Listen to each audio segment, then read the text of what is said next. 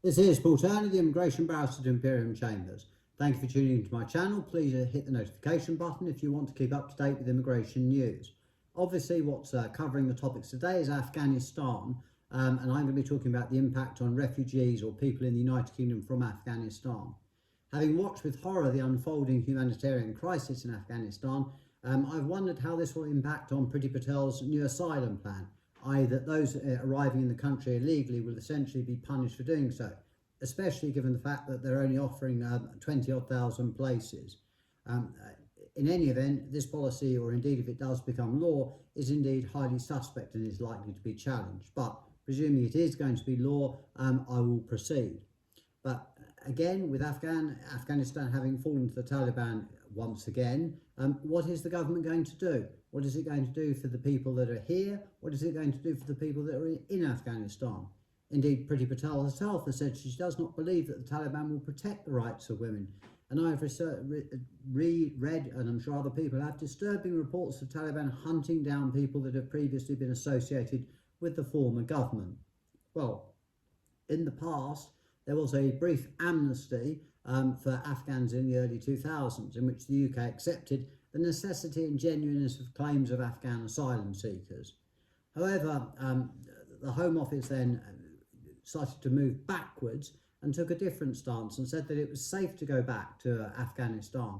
And even as the Taliban were advancing on Kabul, were continuing to refuse asylum claims, something that is obviously being done in the absence of the real world. Well, obviously with the Foreign Secretary being on holiday and Boris going off to the West Country, it's not surprising.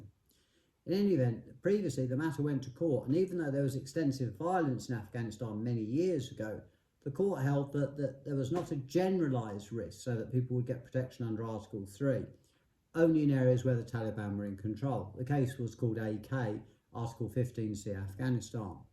Insanely, the current law in respect of Afghanistan is that of AS Safety of Kabul, and that says that you can go to Kabul and Kabul will be safe. Well, that's plainly not the case, not in this world anyway. So now what? What are the government going to do?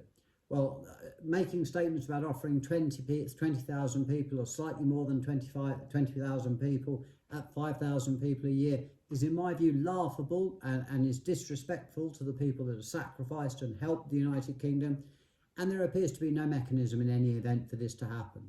People there will therefore desperately try to enter the UK illegally and potentially be subject to Priti Patel's new stricter asylum regime, even though the world has seen completely what has happened in Afghanistan. So what next for asylum seekers? Well, they break down into two: those that are in the country with outstanding claims and those people that need protection.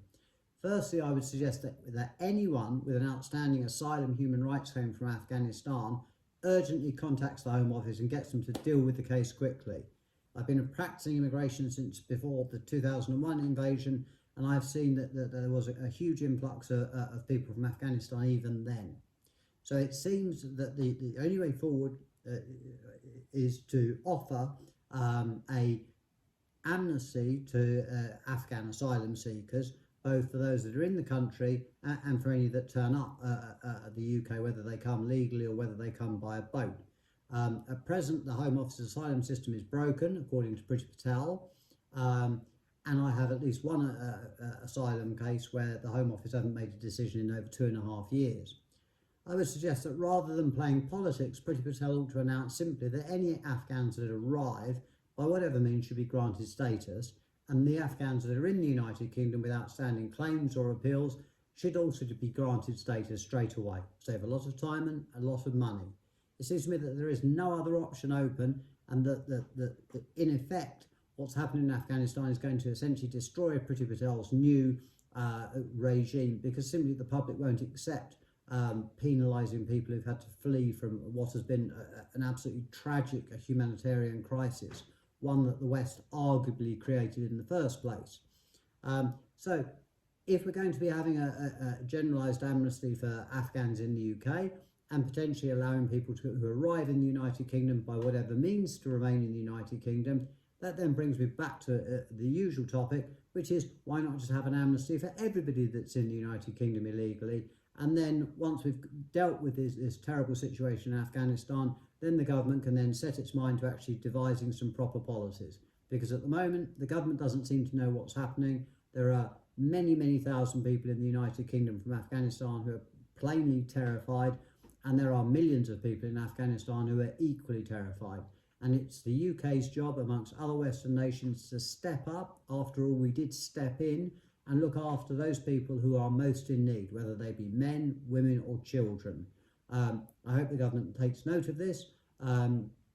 It's been a very surprising and shocking turn of events, and I can only pray that people stay safe. Thank you very much for watching. This is Paul Turner, the Immigration Barrister at Imperium Chambers.